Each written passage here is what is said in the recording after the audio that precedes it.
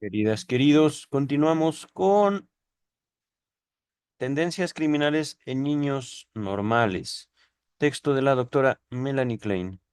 Como podrán ver, antes de comenzar, hoy estoy vestido como un día de trabajo. Por lo general, grabo los fines de semana, pero en esta ocasión tuve tiempo entre semana, así que vamos a ocuparnos. Ajá. Dice la doctora Melanie Klein, ya para dar una conclusión a su texto, Tendencias criminales en niños normales, daré ahora un breve resumen de las causas de su desarrollo en lo que pude deducirlas de su análisis. Estamos hablando, por supuesto, de historiales clínicos de los cuales nos venimos ocupando. Les dejo los videos anteriores, la lista de reproducción entera en la caja de comentarios, ¿vale? Perdón, en la descripción de este video. El niño creció en circunstancias más desoladoras, perdón, en las circunstancias más desoladoras. La hermana mayor lo había forzado a él y a su hermano menor a realizar actos sexuales a edad muy temprana. He tenido casos así, queridas, queridos. Por supuesto, actos sexuales puede ser desde veme cómo hago pipí, veme cómo hago popó, hasta vamos a jugar con tu cosita, vamos a jugar con la mía. Es, digamos, algo hasta cierto punto común en la clínica analítica. Ajá. El padre murió durante la guerra, seguramente Primera Guerra Mundial. La madre se enfermó. La hermana dominaba a toda la familia. En general, toda la situación era lamentable. Cuando la madre murió, fue cuidado por diversas madres adoptivas y fue de mal en peor. Odiaba a su hermana, que representaba para él los principios del mal, a causa de su relación sexual, pero también porque los maltrataba. Era mala para con la moribunda madre, etcétera. Además, por otra parte, estaba ligado a esta hermana por una fijación dominante que aparentemente se basaba solo en odio y angustia. Aquí, queridas, queridos, aparentemente. Agüita. Mm. ¿Por qué? Eh, el afecto.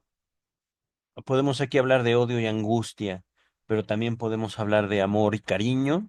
El afecto en la humanidad nunca es completo, nunca es, digamos, como si pudiéramos pintar, supongamos, una pared de un solo color, así no es el afecto. Por mucho que nos empeñemos en poner un solo color, un solo afecto en un objeto de nuestro mundo, ya sea persona, cosa, actividad, lo que sea, habrán rastros de otros afectos, otros colores. Ajá. Es como si los colores o los afectos mismos tuvieran una vida independiente, que es mucho, digamos, de lo que sustenta el doctor Sigmund Freud con su postura, su teoría, su hipótesis de lo inconsciente. Ajá. Ahorita vamos a continuar.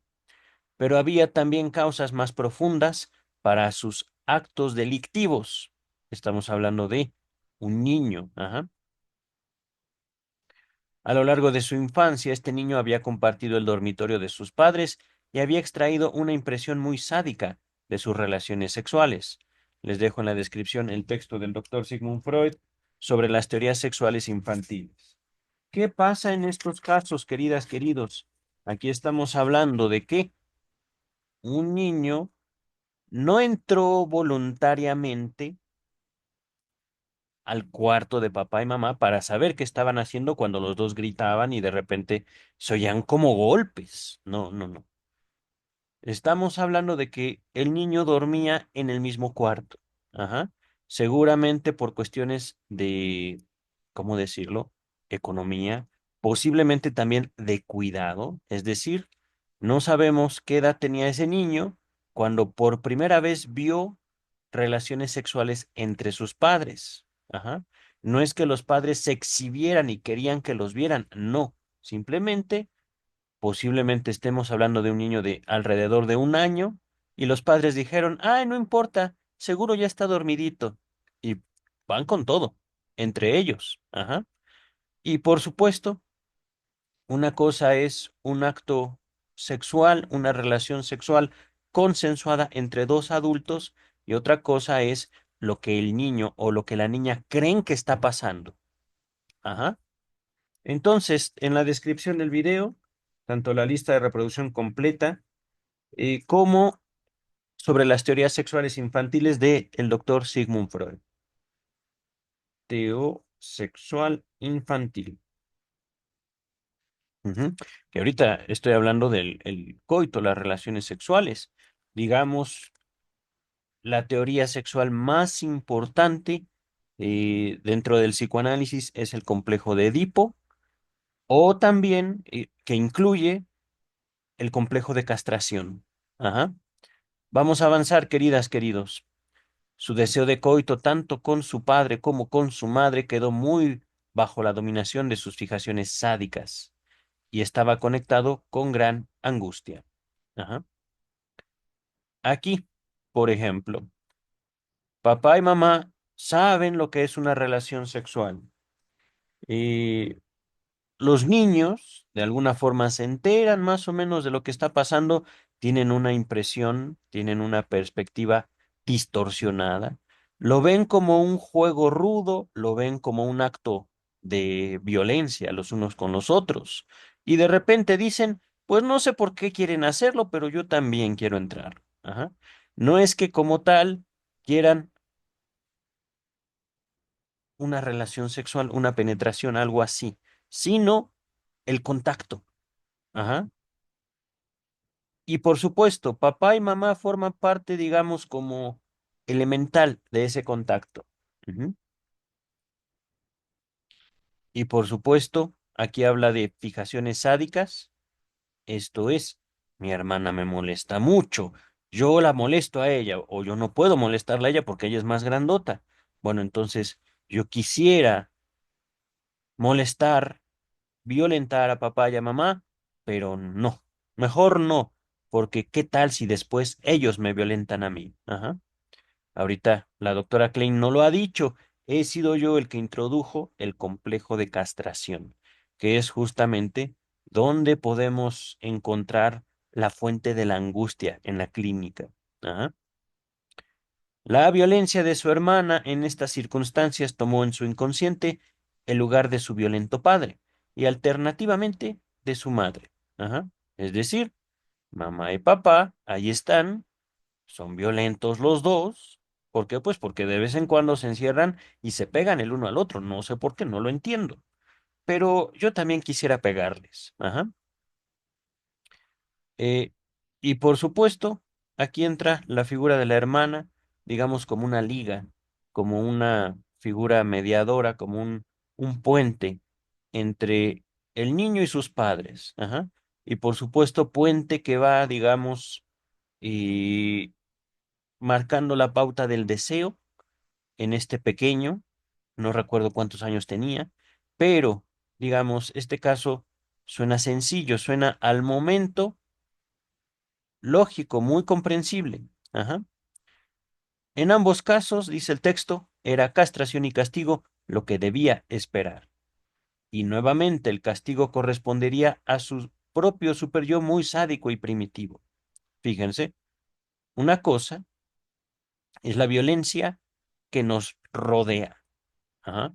La violencia, por ejemplo, que los niños entienden ocurre en la relación sexual, violencia que ellos no pueden comprender, pero que de alguna forma quieren participar, violencia que viene, puede ser de los padres, puede ser de las hermanas, puede ser de los abuelos, los tíos, alguien que tiene como objetivo educar, ajá. Alguien que tiene como objetivo socializar y que termina formando una entidad, digámoslo así, al interior del sujeto cuyo fin, entre otros, porque tiene muchos objetivos, muchos fines, tiene muchas funciones el superyo, pero una de ellas, quizá la principal, es castigarnos a nosotros mismos. Ajá. Y esos castigos pueden ser sumamente intensos. Ujú. Para ganar placer, podríamos entender lo que sí, pero no necesariamente un placer sexual. Ajá. Está hablando, digamos, de muchas dimensiones del placer y podríamos hablar incluso de un placer social. Podríamos hablar de un placer, podría entenderse como masoquista, y aquí también podríamos hacer una liga del masoquismo con la religión. Ajá. Era, busquen en internet qué son los flagelantes. Ajá. Es un fenómeno que no solo se presenta en la religión católica, sino en muchas religiones, sujetos que, por sus propios pecados, por sus propias culpas, se causan a veces lesiones físicas o a veces sufrimientos de otro tipo. El sinónimo de o la comparación de los flagelantes católicos con el judaísmo, eh, era una ropa, no me acuerdo cómo se llamaba, no era incienso, era, el incienso es otra cosa, no era luto, es una ropa específica que al menos se menciona en la Biblia unas 20 veces, no recuerdo exactamente. eh, me ceñí de, ay, se me olvidó. Bueno, hay muchos referentes en muchas religiones, ajá. La relación entre el perdón y el dolor. Yo me inflijo alguna clase de dolor físico para que mis pecados sean perdonados y así se limpian las culpas, ajá. Pero ahorita vamos a continuar y por supuesto esto como una evidencia de un, digámoslo, super yo, no que produce religión, sino que se manifiesta en muchas culturas. Ajá. Vamos a continuar. Silicio, creo que era silicio, me vestí de silicio, que era, digamos, como una ropa muy incómoda. No me acuerdo exactamente, pero lo dejamos pendiente. Dice el texto. Era evidente que repetía en las niñas los ataques en que él mismo era el agresor. Ah, es verdad. Esto es lo que hacía el niño en la escuela, agredía a niñas. Su irrumpir en los armarios, es decir, el niño irrumpía, se metía en los armarios, en los closets donde guardan ropa, en los guardarropa, ajá, y sacar cosas como como sus propias tendencias destructivas tenían las mismas causas inconscientes y significado simbólico que sus ataques sexuales. Es decir, fíjense, una cosa es yo quiero meterme en esas peleas que tienen papá y mamá, pero no puedo, no me dejan, por alguna extraña razón. Yo quiero pegarles como ellos me pegan y como yo veo, yo creo que ellos se pegan entre ellos, pero como no puedo, pues voy a pegarle a las niñas en la escuela. Y no solo eso, sino que también me voy a meter dentro del ropero del guardarropa y voy a sacar cosas. Ajá. Significado simbólico. Ujú. Pero fíjense la intensidad. Ajá. Es decir, acá podemos decir es el origen de su conducta, el origen de su, ¿cómo decirlo? Su frustración. Y por acá tenemos las manifestaciones de esa frustración. Ajá. Manifestaciones tanto sociales como simbólicas. Es decir, frente a otros y en actos que solo tienen un significado si se sabe el contexto. Ujú. Vamos ahorita a continuar, queridas, queridos. Este niño, sintiéndose abrumado y castrado, tenía que invertir la situación probándose que podía ser el agresor mismo. Repito, el niño se siente abrumado, podemos entenderlo también como cansado, tiene mucho sobre sí y castrado, sentirse castrado, ha puesto muchísimo un desayuno, a que ustedes saben lo que significa eso. sentirse, no ser castrado, sino sentirse castrado, no poder. Es que yo quiero, pues no. Es que mamá, no. Papá, no. Es que maestro, no. Hermano, no. Tío, no. Abuelo, no. Abuela, no. Entonces, ¿qué puedo hacer? Caramba. No. Ajá. Dice el texto. Una causa importante de estas tendencias destructivas era probarse una y otra y otra y otra y otra y otra y otra y otra vez que aún era hombre, pero era un niño, propiamente no era un hombre. Pero díganselo a él, además de de descargar su odio hacia su hermana en otros objetos. Aquí la doctora Klein está haciendo una buena freudiana. Ajá. Interpretación de los sueños en la descripción. Ahorita les cuento por qué. Y Hampton. Este, interpretación de los sueños. Freud, después de analizar su propio sueño, va mejorando la técnica, practicándola entre sus pacientes antes del psicoanálisis, a fin de distinguir los mecanismos de formación del sueño. Y uno de ellos, la condensación y el desplazamiento.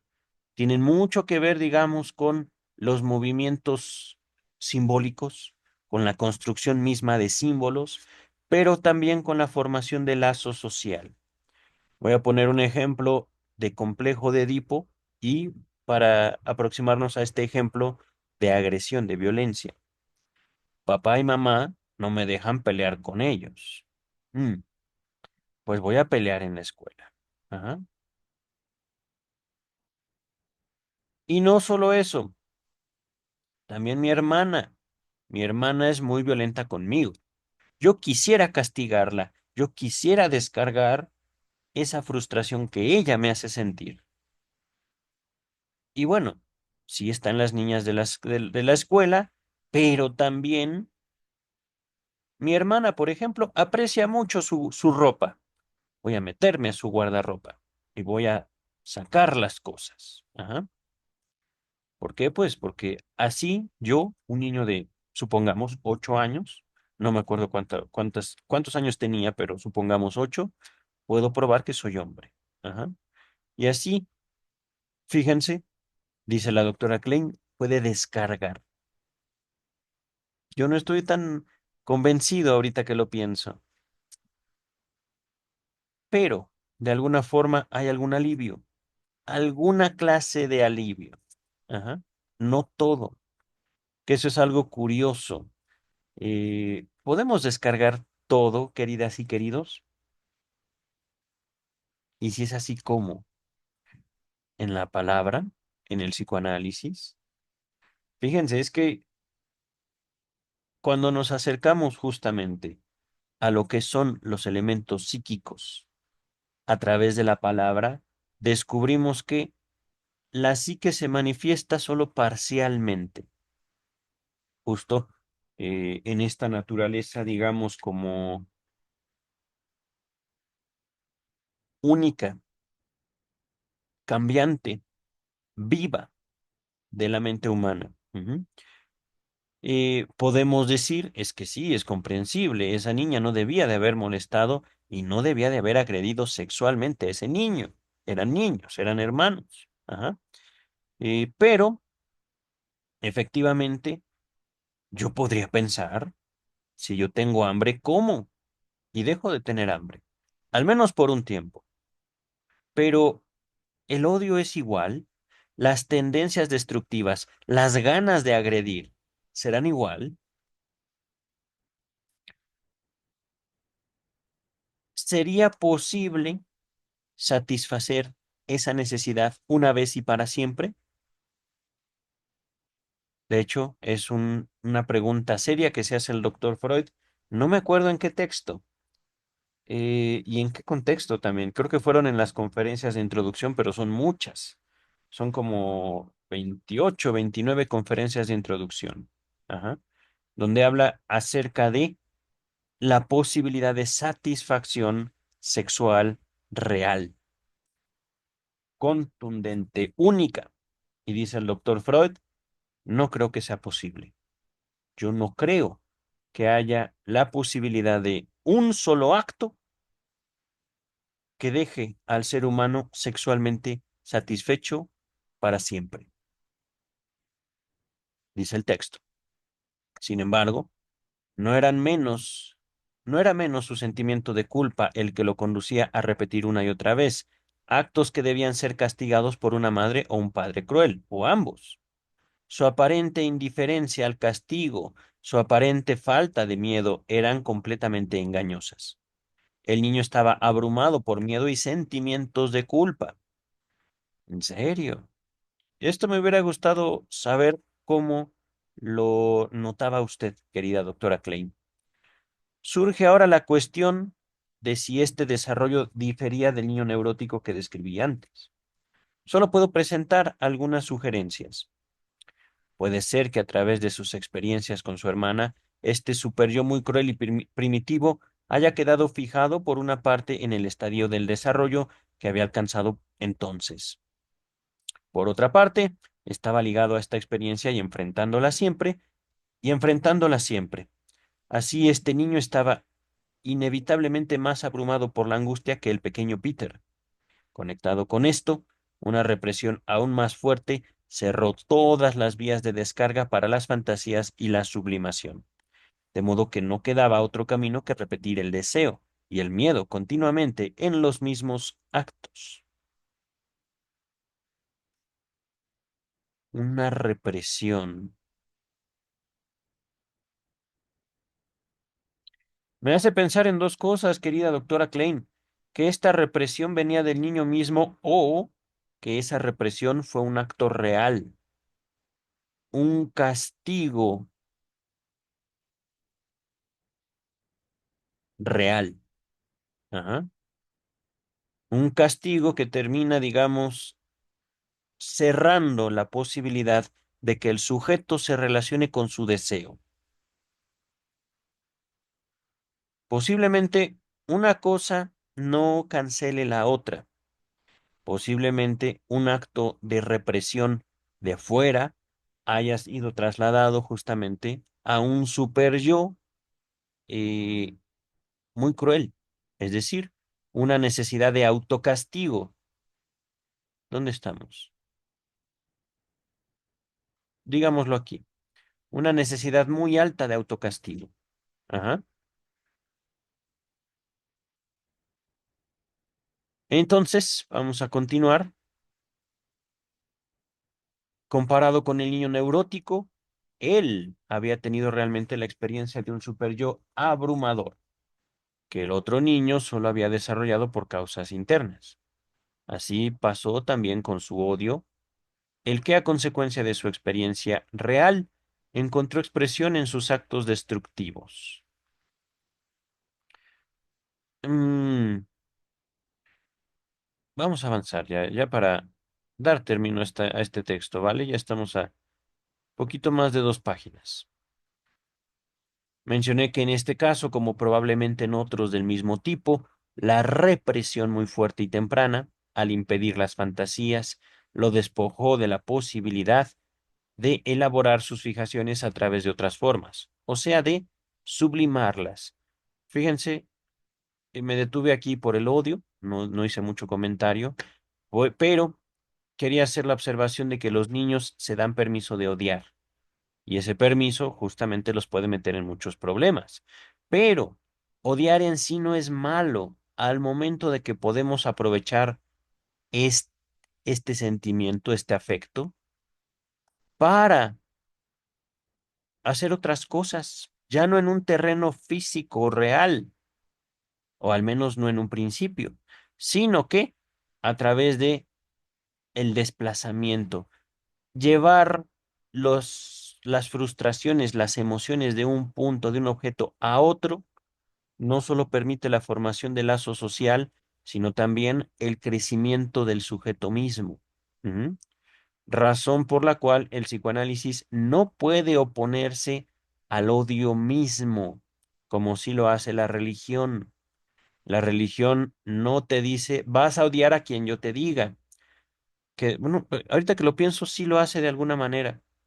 Por eso la religión no puede ser un buen proyecto de Estado. Síganlo intentando.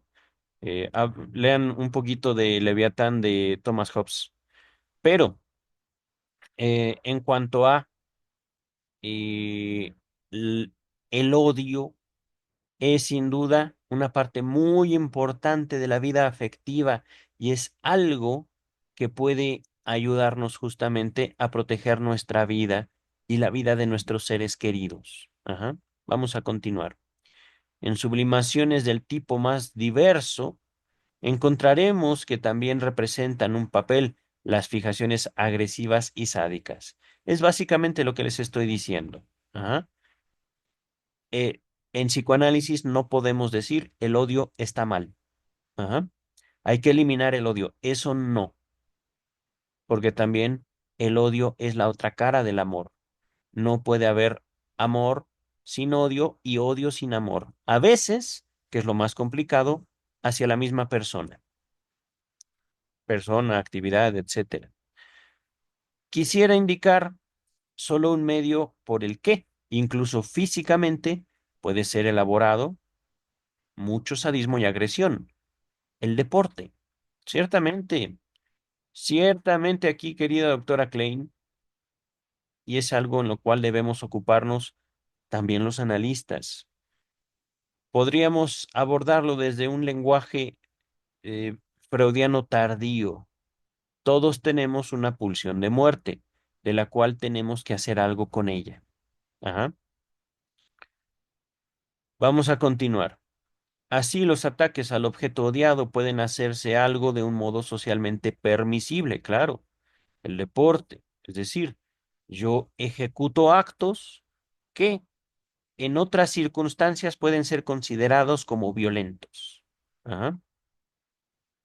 Al mismo tiempo sirve como sobrecompensación de la angustia, ya que prueba al individuo que no sucumbiría, perdón, que no sucumbirá al agresor. Es decir, como estoy castrado, como no puedo, me angustio. Como me angustio, me paralizo. Ajá. Pero poco a poco, el deporte, hacer una actividad física o una actividad que puede ser confrontativa, en el cual, digamos, el deporte sería el punto medio entre la agresión y la fantasía. Ajá. Se puede uno poner muy creativo en cuanto al uso del propio cuerpo frente a un otro. Ajá. Y por supuesto, poco a poco, eso nos introduce a un escenario, digámoslo así, simbólico, fantaseado, de agresión hacia un otro o de un otro hacia nosotros. Vamos a continuar. En el caso del pequeño criminal, era muy interesante ver cuando la represión fue debilitada por el análisis que apareció la sublimación. Es que miren, al menos esta tendencia estaba en él. He tenido yo otras experiencias y podría decir frustrantes desde el punto de vista social, pero también muy ilustrativas desde el punto de vista científico. Ajá. Eh, este chico quería convivir. Tenía miedo, pero quería convivir. Ajá. El niño, dice la doctora, no tenía más que un interés destructivo en romper y estropear cosas. Mostró un interés enteramente nuevo en la construcción de ascensores y en toda forma de trabajo de cerrajero. Puede suponerse que este hubiera sido un buen camino para sublimar sus tendencias agresivas, y así el análisis podía haberlo convertido en un buen cerrajero, en vez de convertirse en un criminal, que es lo que puede esperarse ahora. Es que recordemos, la doctora Klein tuvo que apartarse del niño, al parecer por influencia de la madre de este pequeño. Ajá. No quería la madre que lo viera la doctora Klein. Pero, al final, esto solo es una fantasía kleiniana. No sabemos qué fue de ese niño. Ajá. Y ciertamente, esto es algo muy típico de la doctora Klein. La doctora Klein tiende a pensar en el psicoanálisis como la salvación, cuando no es así. De hecho, ahorita, hace poco, leímos en la biografía de Freud su postura frente a las doctrinas religiosas y como él menciona la mentira de la salvación. Ajá. Al parecer, la doctora Klein seguía esperanzada en la promesa de una salvación. Ajá. Vamos a continuar. Me parece que esta causa principal de la desviación del desarrollo de este niño con respecto al de un niño neurótico yace en la angustia provocada por la experiencia traumática con su hermana. Veo los efectos de esta gran angustia en diferentes direcciones. Un mayor temor causó una mayor represión en un estadio en que aún no estaba abierto el camino para la sublimación, de modo que no quedara ninguna otra descarga o posibilidad de elaboración. Además, el mayor temor incrementó la crueldad del superyo y por esa experiencia lo fijó en ese punto. Hay aún otro efecto de esta mayor angustia que quisiera sugerir, pero para explicarlo debo hacer una pequeña digresión. Permítanme un segundo. Ok. Eh, Cuando mencioné las diferentes posibilidades del desarrollo, cité al normal, al neurótico obsesivo, al psicótico y traté de acercarme al criminal. No hablé del perverso. A ver. Sabemos que Freud llamaba a la neurosis el negativo de las perversiones. Sí, pero ¿qué quiere decir eso, querida? Vamos a ver. Un agregado importante a la psicología de las perversiones fue hecho por Sachs, Thomas Sachs me parece, que llegó a la conclusión de que el perverso no se permite simplemente a sí mismo por falta de conciencia, lo que el neurótico reprime a consecuencia de sus inhibiciones. Miren, aquí podemos entenderlo. El, el neurótico no hace lo que desea. Ajá. Mientras que el perverso se da permiso de sus deseos eh, y aún así reprime algo. Ajá. Vamos a dejarlo así y sería bueno una. No me acuerdo si fue en el texto de Freud la moral sexual cultural y la nerviosidad moderna, donde habla justo de la neurosis y la perversión. Se los dejo en la descripción. La moral sexual cultural y la nerviosidad moderna. Moral sexual. De todos modos, eh, se me ocurren una de las últimas conferencias de Sigmund Freud sobre la sexualidad humana, eh, donde habla de la diferencia entre perversión y neurosis. Ajá. Vamos a continuar. Encontró que la conciencia del perverso, estamos hablando ahorita de Sachs, no de Freud, la conciencia del perverso no es menos estricta, sino que solo actúa en forma distinta. Permite que sean retenidas solo una parte de las tendencias prohibidas para escapar a otras partes que parecen al superyo aún más cuestionables. Ajá.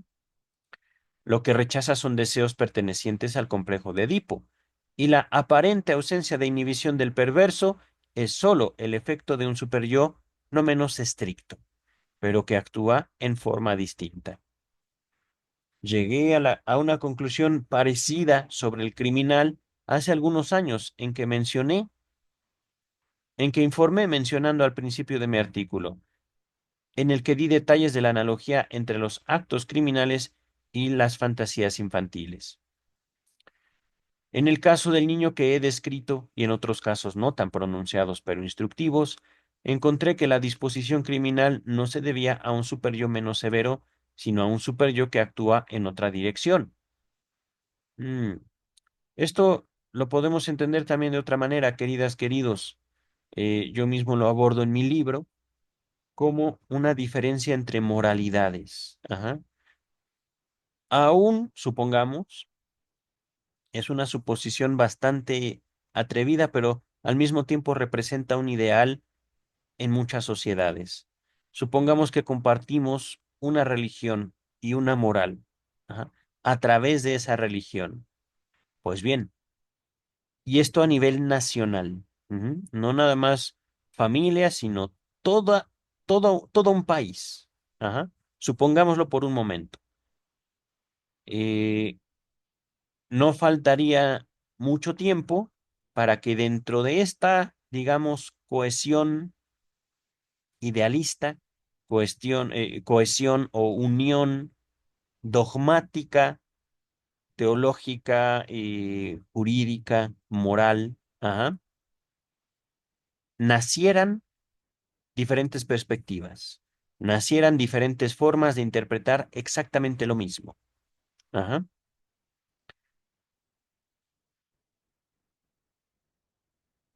Ya en una cuestión más real, mucho menos teórica, aún dentro de una misma familia con un mismo credo y una misma historia, las perspectivas al respecto de lo mismo, puede ser la moral, la ética, los valores, la familia misma, el lenguaje, naturalmente serán distintas. En una misma familia. Ajá. Y ahora, imagínense eso. ¿Y qué tal una familia de secuestradores? Una familia de asesinos, una familia de eh, ladrones. Imaginen un papá o una mamá que le exigen a un niño o a una niña, tú, todos los días que vayas a la escuela, tienes por fuerza que robar algo a alguien. ¿Es descabellado? No, para nada. Incluso, supongamos, puede haber un matrimonio entre un policía, hombre o mujer, sumamente rectos, sumamente estrictos, moral y éticamente, que se casen con un criminal, hombre o mujer. Ajá. Y no solo que se casen, sino que tengan hijos. Y esto por ponerles un ejemplo, los matrimonios entre religiones y gente practicante. La sociedad, queridas y queridos, es un campo de cultivo ideológico, ético y moral infinito, completamente infinito. Vamos a continuar para ya dar fin a este gran texto de la doctora Klein. Son justamente la angustia y el sentimiento de culpa los que conducen al criminal a sus actos delictivos. Al cometerlos, también en parte trata de escapar a la situación edípica. En el caso de mi pequeño criminal, el irrumpir en armarios y los ataques a niñas pequeñas eran sustituciones o, pues sí, dejémoslo como sustitutos de ataques a su madre. Era lo mismo para él, pero de todos modos estaba insatisfecho. Ajá. Y aquí me llama la atención esto, angustia y sentimiento de culpa. ¿Debemos sentirnos mal por alguien que vive angustiado o alguien que tiene un sentimiento de culpa? Eso depende de ustedes, queridas y queridos. Yo no. ¿Cómo he llegado a eso? Parte tiene que ver con mi análisis mismo. Hasta cierto punto podría comparar el psicoanálisis con una cachetada a la cara que me demanda no te hagas tonto. Ajá. No solo es posible encontrarse a un otro, es necesario. No podemos vivir, digamos, sintiéndonos avergonzados por aquellos que sienten. La vida no podría ser, no podríamos avanzar. Vamos a continuar. Naturalmente, estas ideas necesitan ser examinadas y elaboradas más. En mi opinión, todo parece apuntar a la conclusión de que no es la falta de super yo, sino un desarrollo diferente del super yo. Probablemente la fijación del super yo en un estadio muy temprano, lo que resultará el factor principal. Aquí, digamos, para traducir tanta palabrería técnica, esto de super yo, lo que yo quiero, ajá, para mí, de mí para mí, lo que yo me exijo ser, hacer, ajá, e incluso también pensar, porque el superyo es, digamos, es el filtro a través del cual yo me veo a mí mismo. Ujú.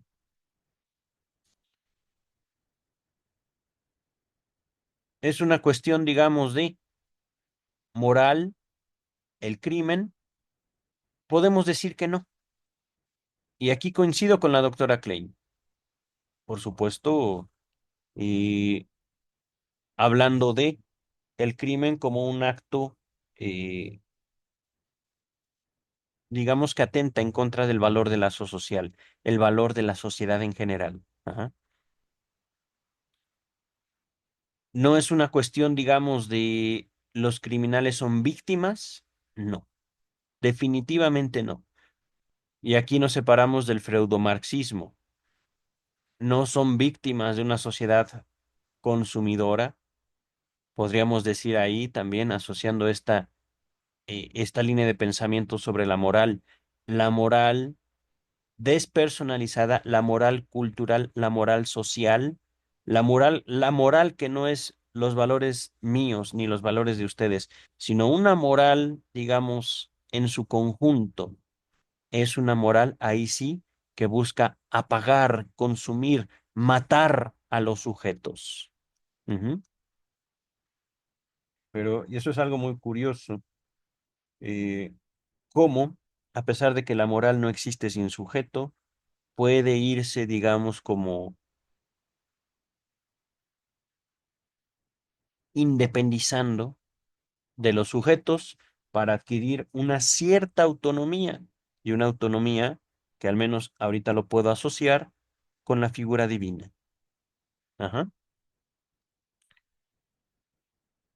Dice el texto, si estas suposiciones resultan ciertas, se abren perspectivas prácticas de gran importancia.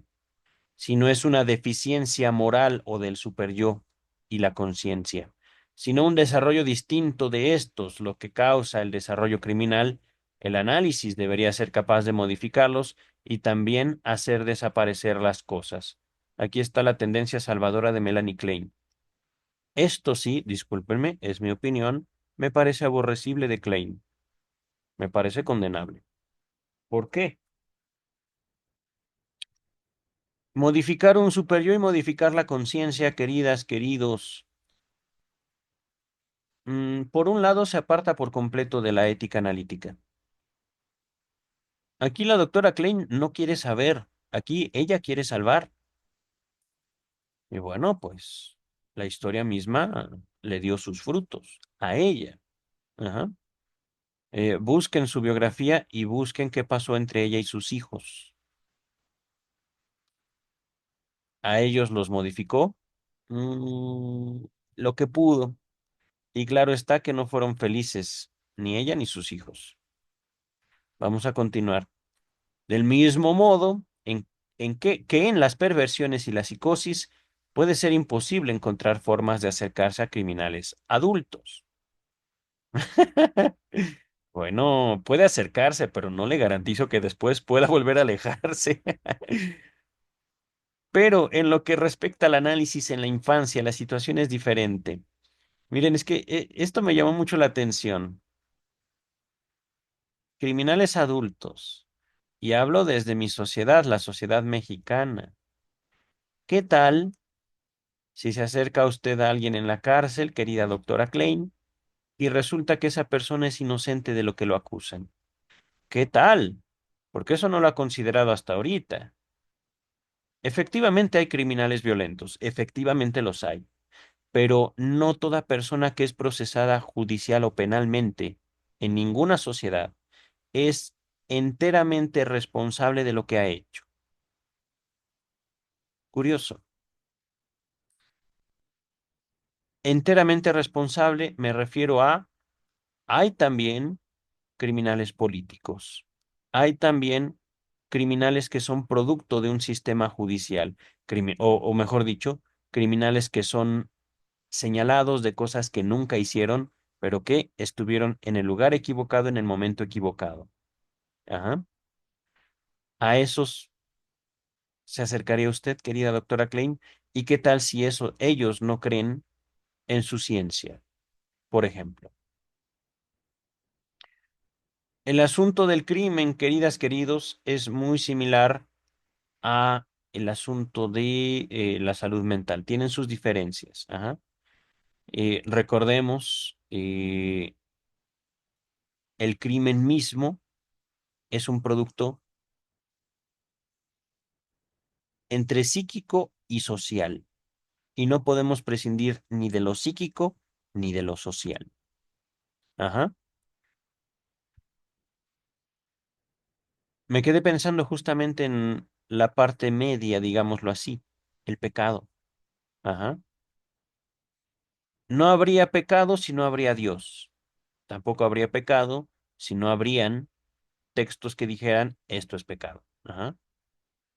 Pero a partir de la experiencia de los niños con sus padres, una experiencia donde inevitablemente habrán prohibiciones, es como se introduce tanto la noción de bueno y malo como lo de papá o mamá quieren esto de mí.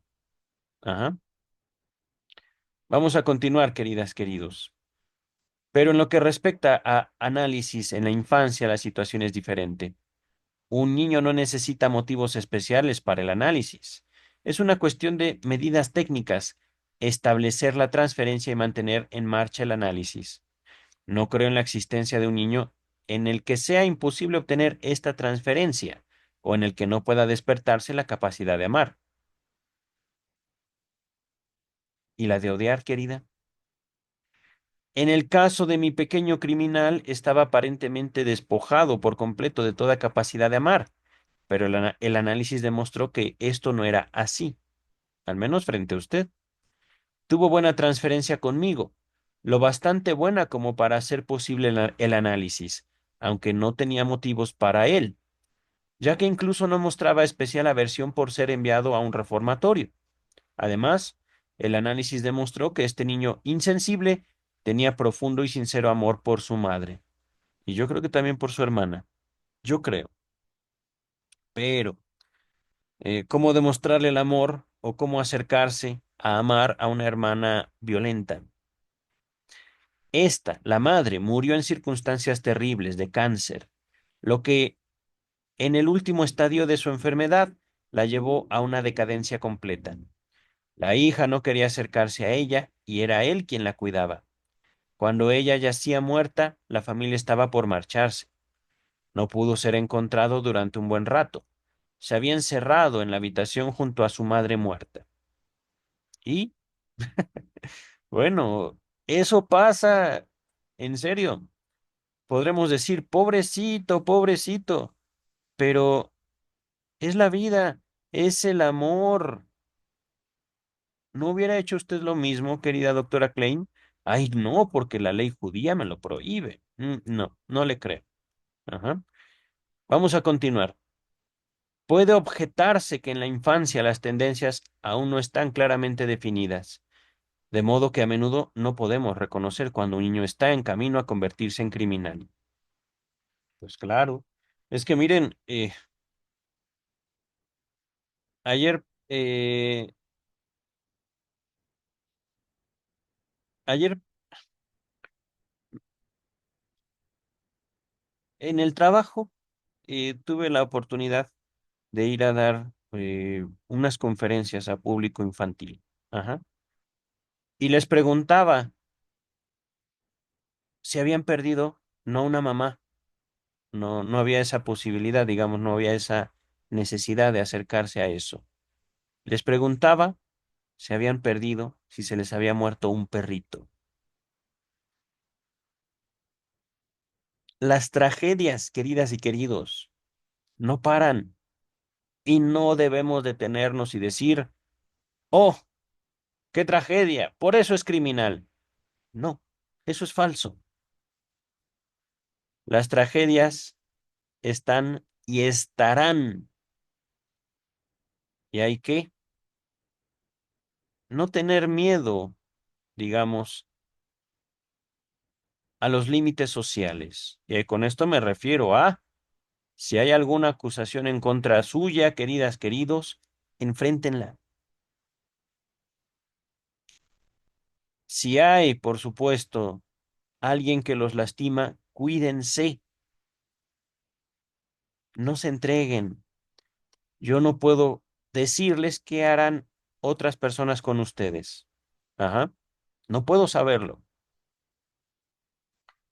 Es una posibilidad incluso, no solo que nos hagan daño, sino que nos eliminen. Ujú. Vamos a acabar ya este texto. Esto es sin duda muy cierto, pero es precisamente esta afirmación la que me conduce a mis observaciones finales. Sin duda que no es fácil saber a qué resultados conducirán las tendencias de un niño, si al normal, al neurótico, al psicótico, al perverso o al criminal. Pero precisamente porque no sabemos, debemos tratar de saber.